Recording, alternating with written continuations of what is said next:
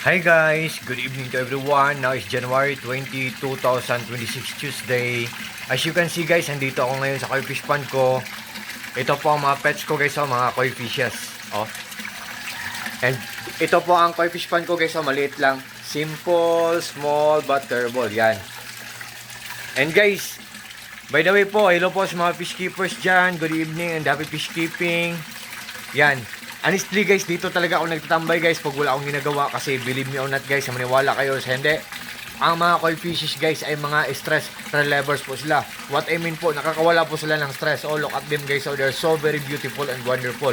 Nakakawala talaga sila ng stress kasi gradually or dahan-dahan nilang kinukuha ang mga stress natin. At the same time, fortune din sila or lucky charm din sila. Nagbibigay din sila ng swerte sa atin guys. Believe me or not guys, maniwala kayo sa hindi. Ito po ang filtration system ko, pinaglass ko para magandang tingnan. Pinawilding ko para maghang para mas lalong magandang tingnan. At guys, sa video kong to guys, ipiflex ko ang nagbibigay ng bubbles sa pan ko. Wait guys ha. Yan ang tinatawag na aerator pump. Yang nagbibigay ng bubbles. Siya ang nagbibigay ng oxygen sa koi fish pond ko.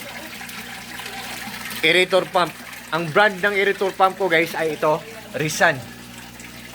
Oh, Risan Aerator, Risan Electromagnetic Air Pump ECO-003.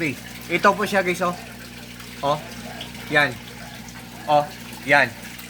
Ang lakas-lakas niya guys, sa sobrang lakas niya, ang daming bubbles na naproproduce niya or na-create niya. At the same time, ang dami ding mabibreath in na oxygen ng mga isda natin sa pond natin or sa aquarium natin.